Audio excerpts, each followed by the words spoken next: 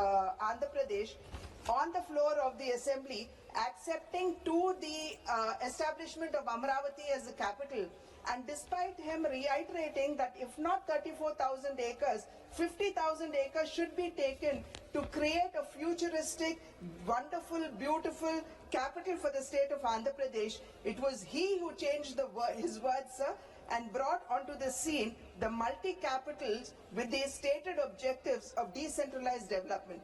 So my question here would be, would simply the establishment of a capital bring in the much needed development to a state?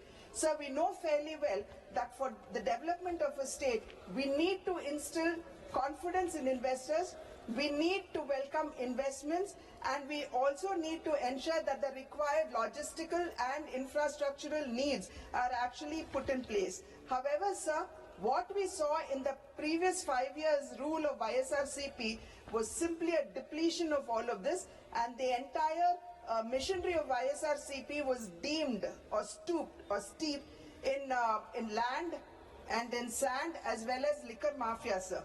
Sir, most painfully, those who Yes, had ma'am. sacrificed the land were Please. left with, sir, just another 5-6 minutes, sir. No, please. Sir, the farmers, sir, they agitated for over 1600 days, sir. It included both men and women, and the humiliation that they were subjugated to has been mentioned by my colleagues, sir. Cases were filed against them under the SC/ST Atrocity Act. Women were actually, pregnant women were pulled out, they were kicked in the stomach, sir. And the annadatas or the farmers, sir, they were handcuffed, and there were many, all of them have been outlined by them, sir. But here, sir, as a woman member of this house, I say with great restraint and responsibility that when peaceful women protesters are met with force, democracy must pause and must introspect. Sir, there is no specific mention of a capital in the constitution, sir, but under Article 239AA, dealing with Delhi, sir, there